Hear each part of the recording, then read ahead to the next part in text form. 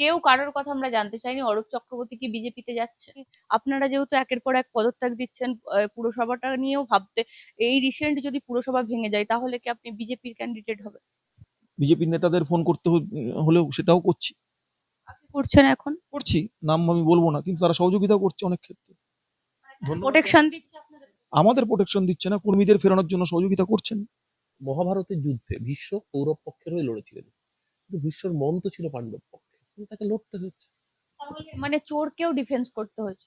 আপনাদের যে মিছিলে লোকগুলো দেখেছিলাম, সেই লোকগুলো কি ভয়ে আসতো? আপনাদের ভয়ে, আপনারা কি ভয় দেখাতেন তাদেরকে? কিসের 4ই মে দুপুর 2টোর পরে যারা বিজেপি হয়েছে সেগুলো ধান্দাবাজ বিজেপি, 2011-র পর যারা তৃণমূল হয়েছে তাদের সমস্যা হবে, আমাদের সমস্যা হবে না।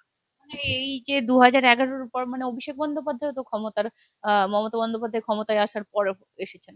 আসে গত 15 বছর ধরে যারা সোকল নেতা ছিল তারা এখন কোথায়? যারা সুযোগ সুবিধা যারা আমরা যারা ছাত্র রাজনীতি করে বড় হয়েছি, গুলি খেয়ে বড় হয়েছি, বাড়ি ছাড়া হয়ে বড় হয়েছি, রাজনীতি করেছি, এই 15 বছর এই লোকগুলোর মূল্যায়ন হয়নি। সিনেমা করার লোককে ডেকে নিয়ে এসে এমএলএ বানিয়ে দেওয়া হয়েছে, নায়ক গায়কদের ডেকে নিয়ে এসে এমএলএ বানিয়ে দেওয়া হয়েছে, সকালবেলা জয়েন করানো হয়েছে দলের, বিকালবেলা এমএলএ করে দেওয়া হয়েছে। আজকে রাজ্যের সভাপতি একটা সিনেমার নায়িকা, যুব সভাপতি। গরু, কয়লা, বালি, এ, চাকরি, এইগুলো যখন সাথে যখন যুক্তই নয়, তাহলে সেই ব্যক্তিগুলোর উদ্দেশ্যে যখন টেলিভিশন সেটে ডিবেট হতো, তাহলে তাদেরকে ডিফেন্স করার আপনার কি? আহ, বড়োর কোনো কাজও ছিল না লাস্ট 5 বছর, যা হতো এখান থেকেই হতো। বড়ো খালি একটা মিটিং ডাকার জন্য বড় বড় ছিল, কারণ মানে আপনার পদটা শুধু চেয়ার ছিল? মোটামুটি সেরকমই ছিল, কারণ সমস্তটাই এখান থেকে ঠিক করে দেওয়া হতো। আমি জিজ্ঞাসা করবো, টিভি চ্যানেলে বসে মুখপাত্র হিসেবে যেভাবে ডিফেন্স করতে হয়েছে একের পর এক দলের কাণ্ড কারখানা, কখনো ছোট হতো? দলের নেতারা কোথায়, যারা Z+Y+ গাড়ি নিয়ে ঘুরে বেড়াতো? সব ঘরে ঢুকে বসে আছে কেন? মানে আজ 21 দিন, 24 দিন 24 দিন হয়ে গেল, তারা কোথায়? কাউন্সিলরদের চোর বলা হয়, কাউন্সিলরদের তোলাবাজ বলা হয়। এই কাউন্সিলররা ছিল বলে তো আজকে অঞ্চলে অঞ্চলে ছেলেগুলো কেউ বেল পাচ্ছে, কেউ ঘরে ঢুকতে পারছে।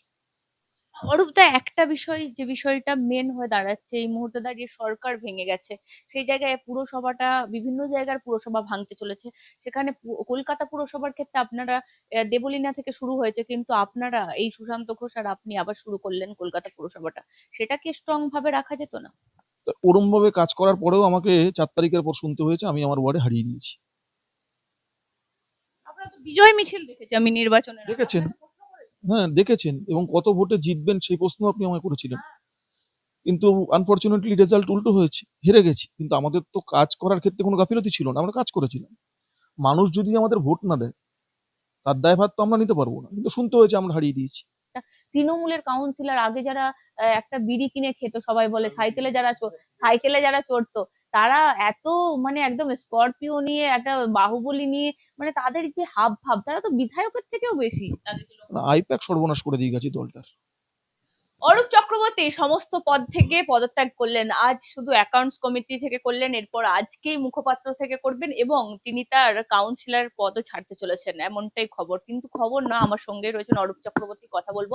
কিন্তু কেন ছাড়তে চলেছেন? অনেকেই তো ক্ষমতার সাথে থাকতে ভালোবাসে, ক্ষমতার সাথে গা ভাসাতে ভালোবাসে, সেটাই কি অরূপ চক্রবর্তী করতে চাইছে বিজেপিতে? অরূপ চক্রবর্তী, জিজ্ঞাসা করি, আর কতদিন তৃণমূলে? দেখুন, তৃণমূল না করলেই বিজেপি, এই বাইনারিটা পশ্চিমবঙ্গের বুকে সত্যি সত্যি একটা এস্টাবলিশ করে ফেলেছে মিডিয়া। তৃণমূল না করলেই বিজেপি কেন? তৃণমূল না করে কেউ চাইলে সিপিএমও করতে পারে, কেউ কংগ্রেস করতে পারে, কেউ এসইউসিআই করতে পারে, আবার কেউ কিছু নাও তো করতে পারে। এই সর্বত্র মেরুকরণটা বোধহয় অতি সরলীকরণ হয়, এই কারণেই বলছি। কারো পছন্দ হলে সে বিজেপি যাবে, কিন্তু তৃণমূল না করলে সে বিজেপিতেই যেতে হবে, এই বাইনারিটাও বোধহয় সমীচীন নয়। কেউ কারোর কথা আমরা জানতে চাইনি, অরূপ চক্রবর্তী কি বিজেপিতে যাচ্ছে? আমি কি বললাম? তৃণমূল না করা মানে, বা তৃণমূল করছি না আমি তো সেটাও বলিনি। আমি আজকে অ্যাকাউন্টস কমিটির পদ থেকে পদত্যাগ করেছি, তার কারণ আছে সুনির্দিষ্ট। এই অ্যাকাউন্টস কমিটির দীর্ঘদিন ধরে আমাদের মিটিং হয়নি, এবং এই অবস্থায় প্রেক্ষিতে মনে হচ্ছে না অদূর ভবিষ্যতে কোনো মিটিং হওয়ার সম্ভাবনা আছে। সেই জায়গায় দাঁড়িয়ে যেই পদটার কোনো ইউটিলিটি নেই, আমি কোনো কন্ট্রিবিউট করতে পারছি না, সেখানে অনাবশ্যক পদ আঁকড়ে থাকবো কেন? মমতা ব্যানার্জি তো শিখিয়েছে, কফিন কেলেঙ্কারির সময় পদত্যাগ করে চলে এসছে। আমার নেত্রী মমতা ব্যানার্জি, আমি দিদির দেখানো পথে ছেড়ে দিয়ে চলে এসেছি, এখনো হাতে দুটো পদ রয়েছে, আমি সেগুলো আপদ না বিপদ আমি জানি না। একটি মুখপাত্র, যেটা আজকে ছেড়ে দিচ্ছি, আর দ্বিতীয় পদটি কাউন্সিলর পদ, কাউন্সিলর পদটাও ছেড়ে দিতে পারলে ভালো হয়। একটাই সমস্যা হচ্ছে, রোজ প্রচুর মানুষ সইয়ের জন্য আসেন, মানে কাউন্সিলরের কাছে না ডেইলি ওই আধারের আপডেশন থেকে শুরু করে রেসিডেন্সিয়াল হাজার ঘন্টা সার্টিফিকেটের জন্য মানুষ আসে, সেই মানুষগুলো বিপদে পড়বেন। আমি অল্টারনেট কোনো ব্যবস্থা হয় কিনা দেখে, যে আমার যিনি বড় চেয়ারপারসন আছেন বা প্রতিবেশী কাউন্সিলর আছেন, তারা যদি সেই সাইনিং গুলোর ক্ষেত্রে সহযোগিতা করতে পারেন, আমি হয়তো কাউন্সিলরশিপটা কন্টিনিউ করবো না। অরূপদা, একটা বিষয়, যে বিষয়টা মেন হয়ে দাঁড়াচ্ছে এই মুহূর্তে দাঁড়িয়ে, সরকার ভেঙে গেছে, সেই জায়গায় পুরসভাটা, বিভিন্ন জায়গার পুরসভা ভাঙতে চলেছে। সেখানে কলকাতা পুরসভার ক্ষেত্রে আপনারা, দেবলীনা থেকে শুরু হয়েছে, কিন্তু আপনারা, এই সুশান্ত ঘোষ আর আপনি আবার শুরু করলেন কলকাতা পুরসভাটা, সেটাকে স্ট্রং ভাবে রাখা যেত না? না, একটা জিনিস বুঝতে হবে, দেখো রোজিনা, মানুষের ম্যান্ডেটকে মান্যতা দিতে হবে। মানুষের রায় আমাদের বিপক্ষে গেছে, ভাবের ঘরে চুরি করতে লাভ নেই। এবং আপনার ওয়ার্ডের কি অবস্থা আমি জানি। আমি বলছি, কলকাতা পুরসভার 100-র বেশি ওয়ার্ডে আমরা মানুষের রায়ে পরাজিত হয়েছি, আমার ওয়ার্ডেও মাইনাস আছে। তো সেই জায়গায় দাঁড়িয়ে, এবং আমার ওয়ার্ডে সিপিএম তৃতীয়, আমার ওয়ার্ডে সিপিএম এর দুর্দন্ত প্রতাপ, মানে সিপিএম এর দুর্গ বললেও কম বলা হতো, সেই ওয়ার্ডে সিপিএম খুব খারাপ ভাবে তৃতীয় হয়েছে। সেই জায়গায় দাঁড়িয়ে মানুষের এই ম্যান্ডেটকে মান্যতা দিতে হবে। যদি আমি বালির ঝড় উঠেছে উটের মতো মুখ গুজে থাকি, তাতে ঝড় আটকায় না। মানুষ গণতন্ত্রের শেষ কথা বলে, গণতন্ত্রে মানুষ রায় দিয়েছেন, সেই রায়কে স্বীকৃতি দিতে হবে। যদি স্বীকৃতি দিতে না পারি, মানুষ কিন্তু গ্রহণ করবেন না। অরূপদা, একটা জিনিস জিজ্ঞাসা করবো, টিভি চ্যানেলে বসে মুখপাত্র হিসেবে যেভাবে ডিফেন্স করতে হয়েছে একের পর এক দলের কাণ্ড কারখানা, কখনো ছোট হতো? বহু ক্ষেত্রে মুখপাত্রের কাজই তো তাই। মানে ধরুন রোজিনা, আপনি একটা চ্যানেল চালান, আপনি চ্যানেলের স্বার্থে অনেক সময় অনেক কিছু স্টোরি করেন, যে স্টোরিটার সঙ্গে হয়তো আপনিও সবসময় 100% সহমত হন না, এটা স্বাভাবিক, মানুষ তো। আপনার বিজনেস পলিসি, চ্যানেল পলিসি আর আপনার ব্যক্তি জীবন দুটো তো একসাথে সবসময় একমত হতে নাও পারে। কিন্তু এটাকে তো গুলিয়ে ফেলা হয়। হ্যাঁ, সেটাই সমস্যার। বহু ক্ষেত্রে দেখো, আমি যেরকম উদাহরণ দিয়ে বলছি, চিংড়িহাটা ফ্লাইওভার মানে মেট্রো রেলের যে কাজটা, মুখপাত্র হিসেবে তো আমাকে সেটার পক্ষে বলতে হয়েছে আগের সরকারের সিদ্ধান্তকে, সুপ্রিম কোর্টে পর্যন্ত যেতে হয়েছিল, অথচ 5 দিনে কাজটা হয়ে গেল। কলকাতার মানুষ তো ভোগান্তি ভুগেছে। সেক্টর 5-এ আমি নিজে তথ্য প্রযুক্তি সেক্টরে ছিলাম, ইঞ্জিনিয়ার ছিলাম দীর্ঘদিন, তুমি জানো আমি বড় মাল্টিন্যাশনালে কাজ করেছি। সেই জায়গায় দাঁড়িয়ে আজকে তো মানুষ বুঝতে পারছে যে ওটা বেসলেস ছিল, কিন্তু আমি মুখপাত্র হিসেবে আমাকে দিনের পর দিন সেটা ডিফেন্ড করতে হয়েছে। মুখপাত্রের কাজ সেটাই, যে দলের স্ট্যান্ডকে ডিফেন্ড করা। সেটা তোমার মানসিকতার সাথে সহমত নাও হতে পারে, কিন্তু তুমি মুখপাত্র হয়েছো, তুমি তোমার কাজ সেটাই করতে হবে। আজকে মহাভারতের যুদ্ধে ভীষ্ম কৌরব পক্ষের হয়ে লড়েছিলেন, কিন্তু ভীষ্মর মন তো ছিল পাণ্ডব পক্ষে, কিন্তু তাকে লড়তে হয়েছে। তাহলে মানে চোরকেও ডিফেন্স করতে হয়েছে। এইটা আমি আবারও বলছি, দেখো আজকে হেরে গেছে বলেই সব খারাপ, এটাও সুবিধাবাদী অবস্থা। নিশ্চিতভাবে বহু সময় এমন জিনিস ডিফেন্ড করতে হয়েছে যেটা আমি মন থেকে হয়তো বিশ্বাস করি না। কিন্তু এটাও তো ঘটনা, দলের মধ্যে আমরাই প্রথম কল তুলেছিলাম যে পার্থ চ্যাটার্জিকে দলে রাখা যাবে না। পার্থ চ্যাটার্জিকে দল থেকে বহিষ্কার তো করেছিল পার্টি, কিন্তু ততদিনে যা ড্যামেজ হওয়ার হয়ে গিয়েছিল। বরঞ্চ এটার জন্য সোশ্যাল মিডিয়া আমাদের মেলাইন হতে হয়েছে, যে তারপরেও দলকে ডিফেন্ড করেছি, আরজি করার সময় আমাদেরকে কটূক্তি শুনতে হয়েছে। এবং আজকে তো এটা তো ঘটনা, মহিলা ভোট চলে যাওয়ার অন্যতম কারণ আরজি কর। এটা তো ভাবের ঘরে আর চুরি করে লাভ নেই, মানুষ রায় দিয়ে প্রমাণ করে দিয়েছে। কিন্তু আমরা, একজন সোলজারের কাজই তাই, যে যখন তোমার নেতৃত্ব তোমাকে যে নির্দেশ দিয়েছে সেই নির্দেশ পালন করা। মানে চোরের হয়েও কথা বলতে হবে না? পলিটিক্স এটা হচ্ছে মাল্টি ডাইমেনশনাল, এটা সিঙ্গেল ডাইমেনশনাল নয়। আপনি যখন যে রাজনীতিটা করছেন, সেই রাজনীতিতে আপনার বিশ্বাস আছে কিনা।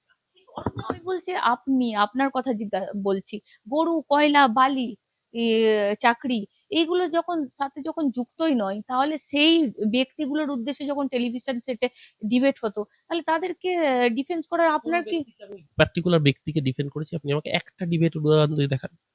আমি গভর্নমেন্টের পলিসির পক্ষে কথা বলেছি।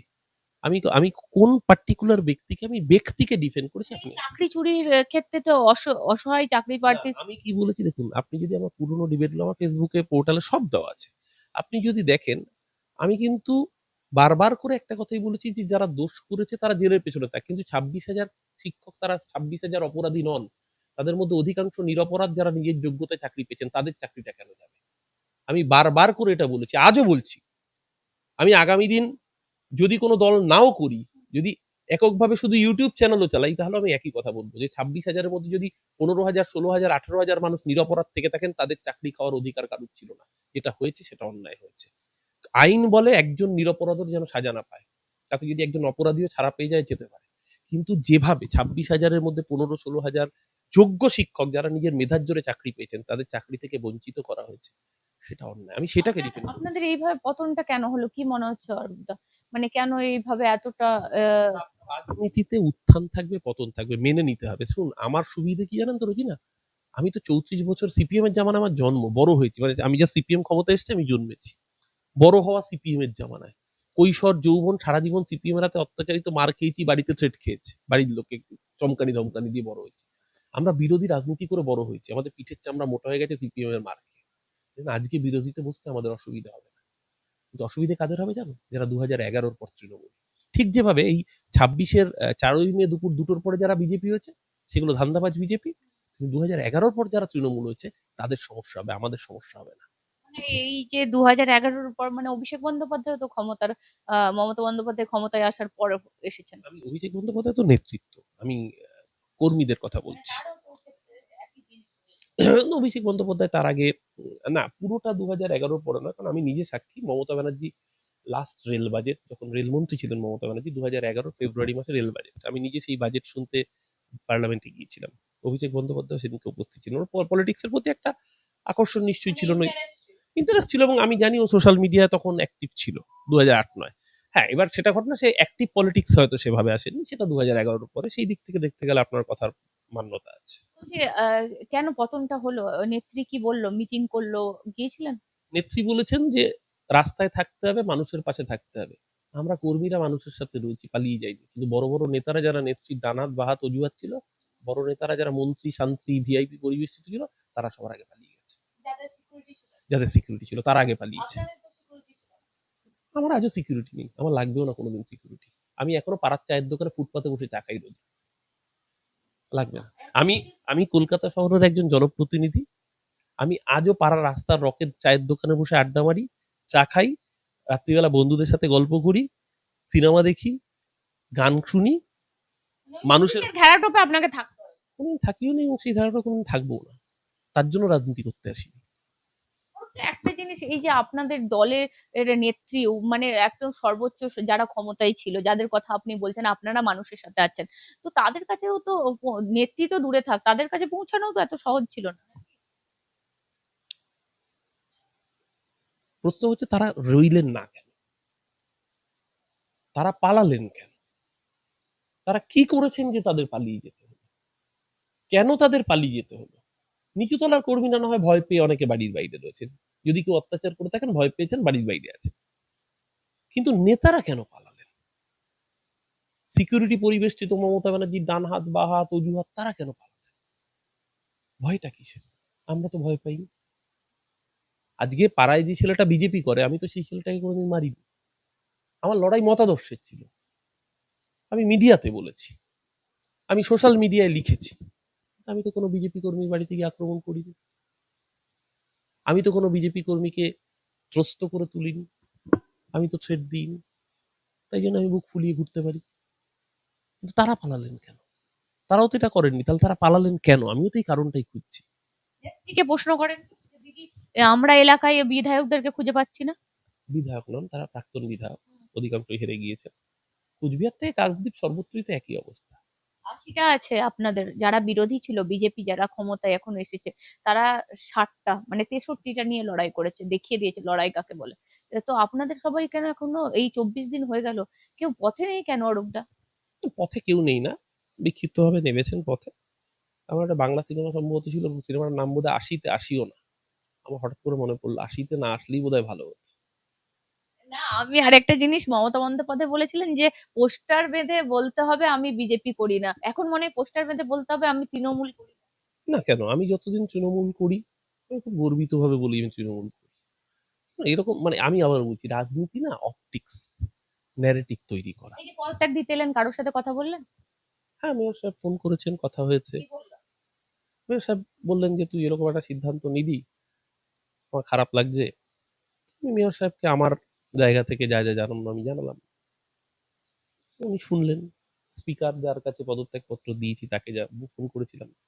তিনি শুনলেন, তিনি বললেন, "শুনে ঠিক আছে জমা দিয়ে দাও।" কারণ আমি যে প্রশ্নগুলো রেখেছি বা আমি যে যুক্তিগুলো রেখেছি, কোথাও একটা হয়তো সামনে বলবেন না নিশ্চিতভাবে। কোথাও একটা তাদের মনে হয়েছে আমার কথাগুলোর মধ্যে সারবত্তা আছে। কলকাতা পুরসভাও ভাঙতে চলেছে, দেখা যাক সময় আপনাদেরকে দিয়ে শুরু।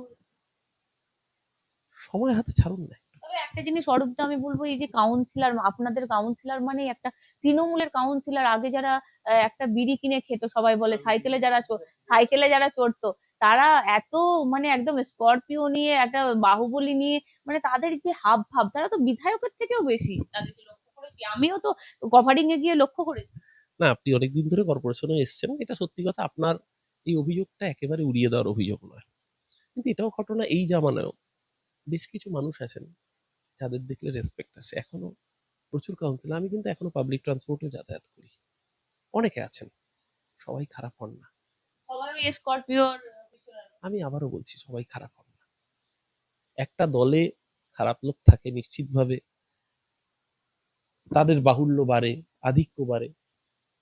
কিন্তু তার মধ্যে রাজনীতি, সবাই খারাপ লোক হন না। শিক্ষিত ছেলেমেয়েদের রাজনীতিতে আসা উচিত, সে যে দল করুক না কেন। ভালো ছেলে, শিক্ষিত ছেলেমেয়েরা যদি রাজনীতিতে আসে না, তাহলে বোধহয় politics is the last resort of the scoundrels হয়ে থাকবে। একদম। চুরি না করে চোর শুনতে হয়েছে আপনাকে, বলে কেউ? আমাকে ব্যক্তিগতভাবে হয়নি, কিন্তু যেটা হয়েছে ধরুন পার্থ চ্যাটার্জি এপিসোডের পর সোশ্যাল মিডিয়ায় তো সকলের কমেন্ট বক্সেই সেই গালিগালাজ পড়েছে। এটা তো সকলের কমেন্ট বক্সেই পড়েছে। আরজি করার সময় সকলের কমেন্ট বক্সে রেপিস রেপিস শুনতে হয়েছে। এটা দলকে ডিফেন্ড করতে গিয়ে, এটা ব্যক্তিগত নয়।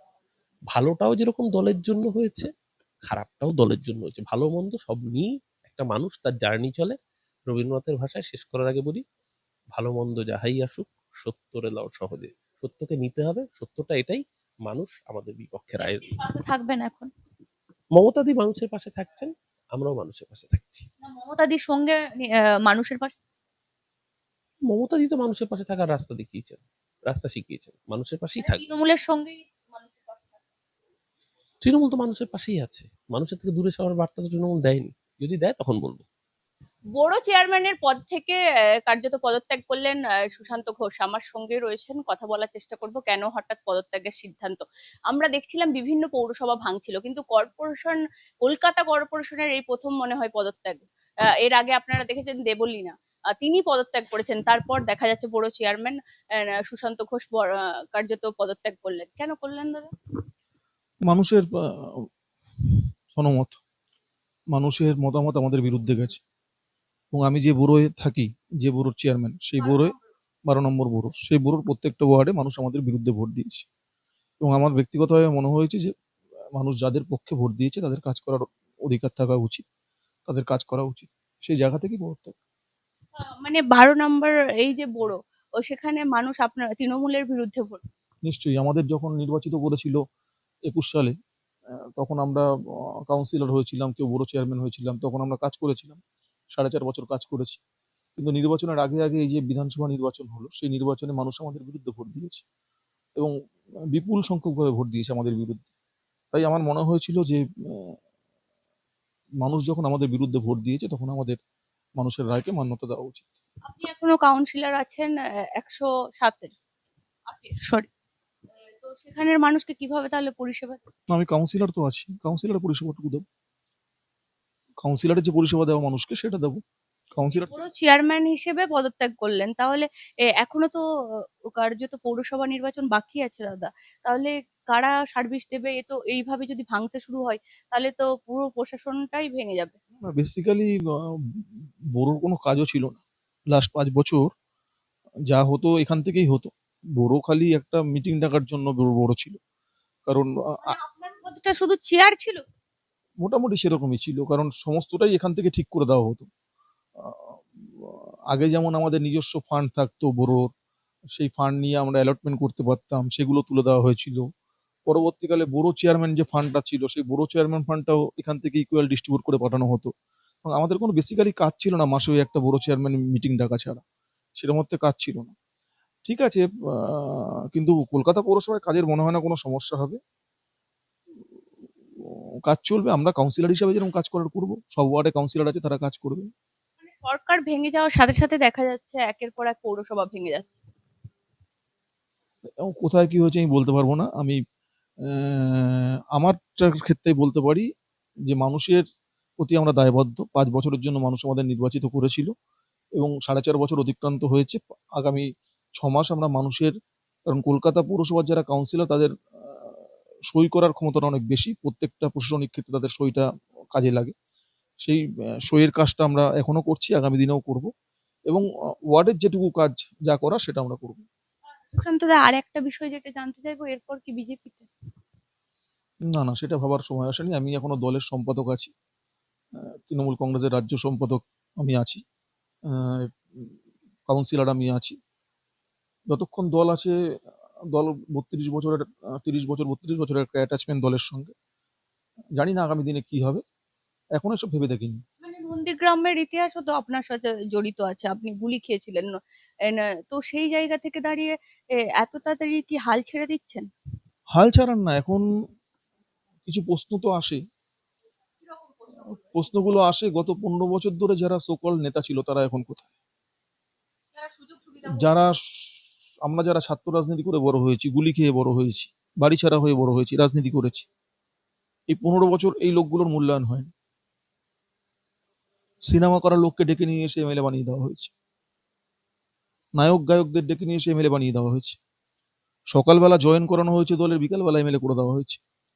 আজকে রাজ্যের সভাপতি একটা সিনেমার নায়িকা, যুব সভাপতি, তারা কোথায় আজকে? কোথায় গেল? অঞ্চলে অঞ্চলে আমাদের যে দুর্দন্ত প্রতাপ আমাদের সংগঠন ছিল, গত 5 বছরে ধুয়ে মুছে সাফ হয়ে গেছে।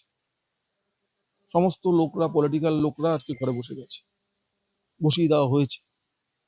আপনি বলতে পারবেন গত 5 বছরে দক্ষিণ কলকাতা জেলা, আমি অন্য কোনো জায়গায় যাচ্ছি, দক্ষিণ কলকাতা জেলায় একটা সম্মেলন হয়েছে, একটা ওয়ার্ড ধরে ধরে সম্মেলন হয়েছে, যেখান থেকে আমাদের রাজনৈতিক কর্মকাণ্ড হতো, যেখান থেকে আপনারা সাথে যোগাযোগ করতে চাইলে না, সম্ভব ছিল না, সব ক্ষেত্রে আমরা যেতে পারতাম না।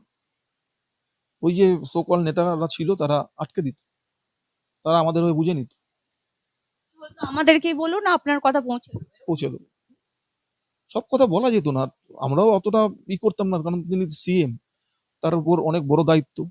কিন্তু যে সাংগঠনিক স্ট্যাচার আমাদের ছিল সেটা কোথায় গেল? সেটা কেন? এই যে হাজার হাজার ছেলে আজকে ঘর ছাড়া, প্রত্যেককে মামলা দিয়ে জর্জরিত করে দেওয়া হচ্ছে। দলের নেতারা কোথায়, যারা Z+Y+ গাড়ি নিয়ে ঘুরে বেড়াতো? সব ঘরে ঢুকে বসে আছে কেন? মানে আজ 21 দিন, 24 দিন 24 দিন হয়ে গেল, তারা কোথায়? কাউন্সিলরদের চোর বলা হয়, কাউন্সিলরদের তোলাবাজ বলা হয়। এই কাউন্সিলররা ছিল বলে তো আজকে অঞ্চলে অঞ্চলে ছেলেগুলো কেউ বেল পাচ্ছে, কেউ ঘরে ঢুকতে পারছে। কিন্তু সোকল সেই নেতারা কোথায়? পুরসভা থেকে একের পর এক নোটিশ যাচ্ছে অভিষেক বন্দ্যোপাধ্যায়ের বাড়ি ভাঙার। সেটা তো ফিরহাদ হাকিমরাও জানে না। এটা নো কমেন্টস, এটা নেব। আপনাদের মেয়রের সাথে সম্পর্ক কেমন? যেরকম হয় রাজনৈতিক কর্মীর সঙ্গে সম্পর্ক যেরকম হওয়ার দরকার সেরকম হয়, ঠিকঠাক। গত 5 বছরে আমিও খুব একটা পৌরসভার আসিনি, আমি নিজের ওয়ার্ড নিয়েই ব্যস্ত ছিলাম, ঠিকঠাক। মানে এই যে এত বড় একটা তৃণমূল কংগ্রেসের পতন, কারণ আপনাকে যেন জিজ্ঞাসা করছে, আপনি দীর্ঘদিনের তৃণমূল কংগ্রেসের সঙ্গী ছিলেন, তাদের জন্য গুলিও খেয়েছেন। এই পতনটাকে দেখে কি মনে হলো, কি উপলব্ধি? আমি তোমাকে বলি, তুমি তো ছিলে নির্বাচনী প্রচারের সময়, তুমি আমার ওয়ার্ডে নির্বাচনী প্রচারে দেখেছো, গিয়েছি, লোক দেখলে তোমার চ্যানেলে পেয়ে যাবে।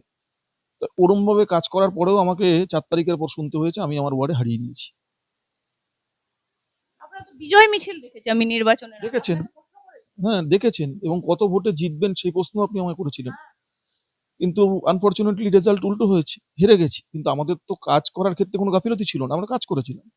মানুষ যদি আমাদের ভোট না দেয় তার দায়ভার তো আমরা নিতে পারবো না, কিন্তু শুনতে হয়েছে আমরা হারিয়ে দিয়েছি। মমতা বন্দ্যোপাধ্যায়ের কালীঘাটের মিটিং এ আপনি উপস্থিত ছিলেন এই সম্প্রতি? নেত্রী বলেছেন সবাইকে রাস্তায় থাকতে হবে, কিন্তু নেত্রী আর অভিষেক ব্যানার্জি নিয়ে তো গত 5 বছরে দলটা চলেনি। নেত্রী এবং অভিষেক ব্যানার্জির পরে তো একটা লাইন আপ ছিল, একটা পাইপলাইন ছিল। যারা ওয়াই ক্যাটাগরি ছিল, জেড ক্যাটাগরি ছিল, তারা কোথায়? সিনেমা আর্টিস্টরা তো মঞ্চ ভরে সিনেমা থাকতো। আর্টিস্ট ছেড়ে দিন, সিনেমা আর্টিস্ট বাদ দিয়েও যারা ছিল, সব ওয়াই প্লাস জেড প্লাস ক্যাটাগরির লোকরা, তারা কোথায়? তারা কোথায়? মন্ত্রীরা পথে নেই, আপনারা কাউন্সিলররাই এখন আটকাচ্ছে। আছি, যেটুকু যা আছি, আর যতটুকু পাচ্ছি করছি, চেষ্টা করছি। বিজেপির নেতাদের ফোন করতে হলেও সেটাও করছি। করছেন এখন, করছি, নাম আমি বলবো না, কিন্তু তারা সহযোগিতা করছে অনেক ক্ষেত্রে। ধন্যবাদ। প্রোটেকশন দিচ্ছে আপনাদের। আমাদের প্রোটেকশন দিচ্ছে না, কর্মীদের ফেরানোর জন্য সহযোগিতা করছেন। কতজন কর্মী আপনার ওখানে এখন? ছিল, অনেকে ছিল, আমার কিছু কর্মী বাকি আছে, ঢুকাতে পারলে আমাদের দায়িত্ব শেষ। কারণ আমরা মনে করি যে কর্মীরা লড়াই করেছে দলের জন্য, এই সময় যদি তার পাশে আমি না থাকি সেটা অন্যায় করা হবে।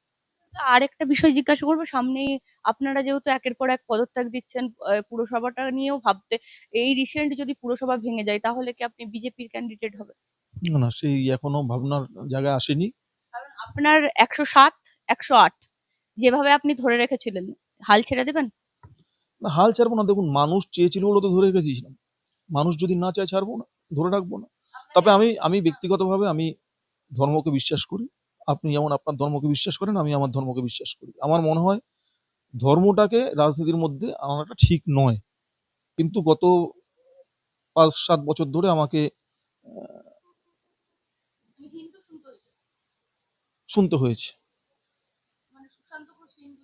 এরকম একটা, হিন্দু ঠিক না, মানে প্রো হিন্দু বলা যায়, প্রো হিন্দু দলের মধ্যে এরকম একটা শুনতে হচ্ছে, যেটা কখনোই কাম্য না আমাদের কাছে। আমরা ছাত্র রাজনীতি করে বড় হয়েছি, তো আমাদের কাছে মোটো থাকবে আমি যেমন হিন্দু ভোট পাবো, আমি তেমনি মুসলিম ভোট পাবো। যেদিনকে শুধু হিন্দু ভোট পেয়ে মুসলিম ভোট না পেয়ে আমি নেতা হবো, সেদিনকে আমার প্রকৃত অর্থে আমি নেতা হবো না। নেতা আমি তখনই হবো যখন আমার সব ধর্মের মানুষরা ভোট দেবে, যেটা আমার কাজের জন্য। আমার এটা, আপনার এলাকায় তো সংখ্যালঘু ভর্তি, 100। তারা আমার সঙ্গে থাকে, তারা আমার সঙ্গে আছে, আমার সঙ্গে হিন্দুরাও আছে। আমি যেমন কি করে লাগলো আমি যেমন আপনার গায়ে? লাগিয়ে দেওয়া হয়েছে, দলেরই একটা অংশ লাগিয়ে দেওয়া দিয়েছে। আমি জগন্নাথ মন্দির করেছি, জানেন, অনেক বড় জগন্নাথ মন্দির বানিয়েছি একটা, লাগিয়ে দিয়েছে কোনো রকমে। আমাকে একটা সময় তো অ্যান্টি মুসলিমও তকমা দেওয়া হয়েছিল। আমি যদি গুলশনে না যেতাম তাহলে মুসলিমদের আমার সম্বন্ধে একটা ভ্রান্ত ধারণা ছিল, সেটা গুলশনে আমি যাওয়ার পরে সেটা ভেঙেছি। আপনাদের, আচ্ছা, দলের কাছে কি আপনি এক কোণে, মানে কোণঠাসা হচ্ছিলেন?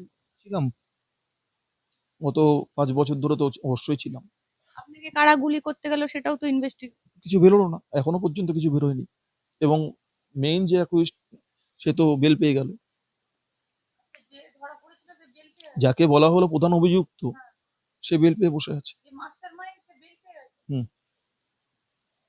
এখন যদি নেত্রী ডাকে, বা এখনো আবার মনোবল শক্ত করে আবার কাজ শুরু করবেন, না মনোবল ভেঙে গেছে দলের দিক থেকে? দলের দিক থেকে ভাঙেনি।